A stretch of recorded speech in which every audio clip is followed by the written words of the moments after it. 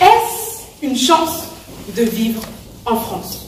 Mais tout d'abord, qu'est-ce que la chance?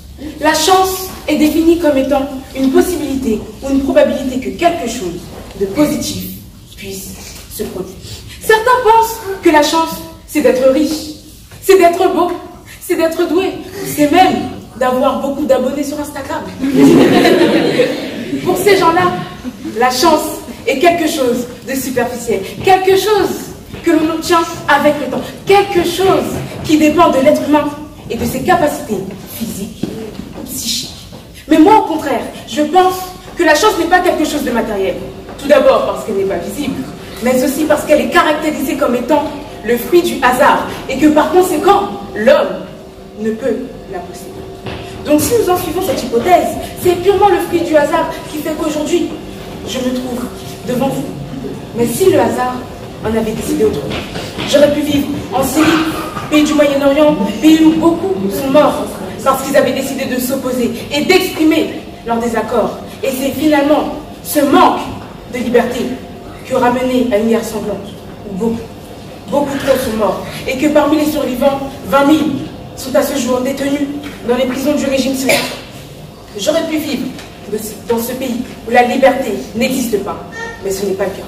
J'aurais pu vivre en Libye, pays d'Afrique, pays où malheureusement l'esclavage est toujours d'actualité, pays où les consciences pensent encore qu'un homme peut être acheté, vendu, torturé, tel un objet, parce que son rang social est censé définir sa valeur en tant qu'être humain. J'aurais pu vivre dans ce pays où l'égalité n'est pas une option et que la liberté a un prix. Mais je ne vis toujours pas dans ce pays. Bon, je vous parle de la Libye, je vous parle de la Syrie, mais ces pays ne riment pas forcément avec sexe. Vous n'avez pas forcément envie d'aller dans ces pays, n'est-ce pas?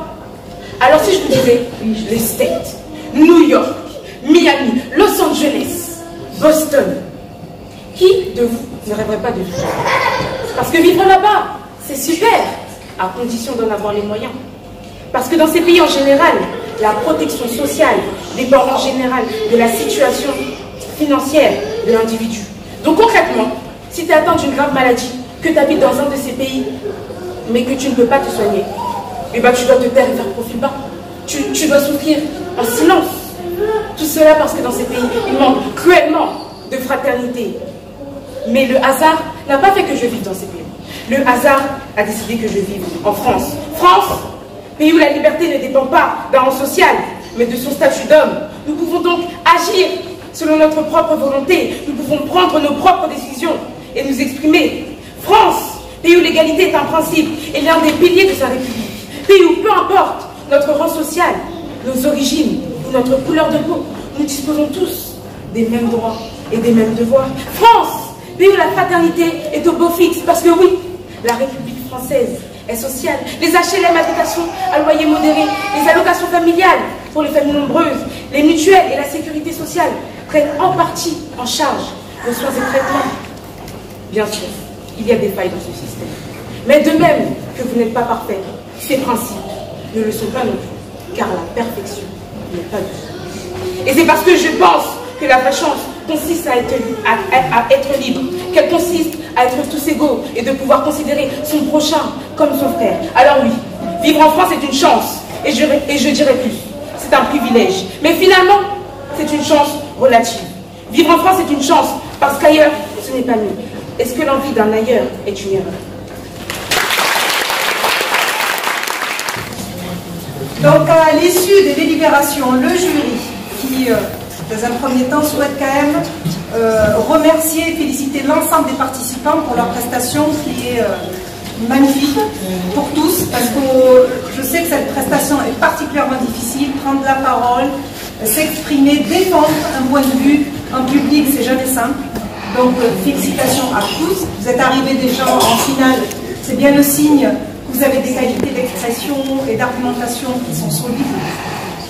Après, on a un petit peu débattu sur deux noms qui nous ont interpellés.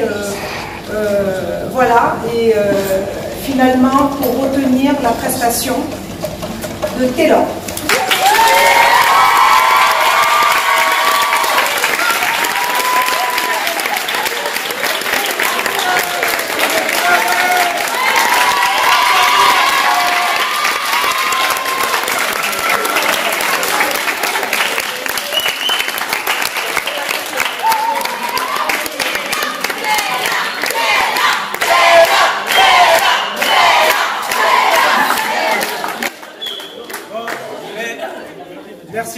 merci au jury.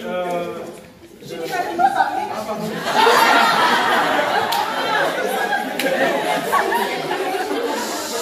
Je voulais remercier les deux professeurs qui ont travaillé auprès de ces élèves et qui méritent certainement autant que les candidats.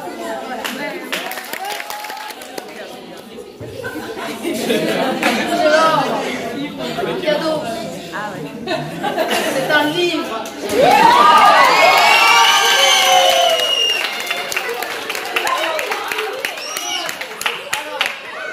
vais faire ma minute Bernard Pivot. Publicité. Dans le film La Voix Haute. Oui, bravo Ryan, c'est l'avocat.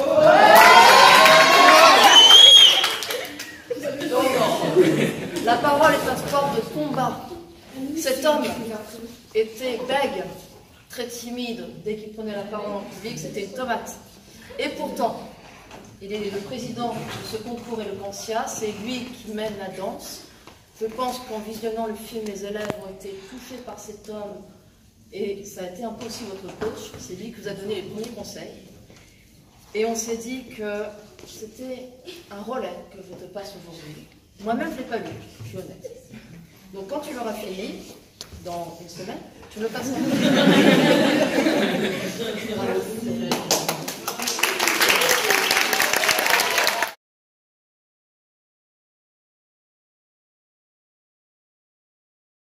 Franchement, je pensais pas gagner. Je pensais vraiment que ce serait soit Jonaï, soit ma branche, donc j'ai été très surprise. Au début, franchement, cette aventure, je voulais pas la faire parce que moi, parler devant les gens, tout ça, c'est pas trop, enfin, j'aime pas. Mais en fait, je me suis vraiment libérée parce que de base, je suis quelqu'un d'assez timide. Puis ça m'a permis vraiment d'apprendre à m'exprimer. Franchement, j'ai bien aimé. Maintenant, l'éloquence, tout le temps, je parle avec éloquence parce que je me dis que c'est apprendre à convaincre. J'ai pas forcément un vocabulaire super... Ouais, j'ai pas un vocabulaire de ouf, mais franchement, l'éloquence, c'est apprendre à convaincre les gens avec le regard, avec l'attitude, avec la manière de parler. Donc, ça va me servir toute ma vie. Je l'ai pas fini. Et c'est un mode d'emploi pour apprendre à parler, j'aime beaucoup. Éclatez-vous, franchement, c'est une super aventure. N'hésitez pas à vous lâcher, ne soyez pas timide. Ça vous aidera, franchement, ça vous aidera pour vos entretiens plus tard. De rien.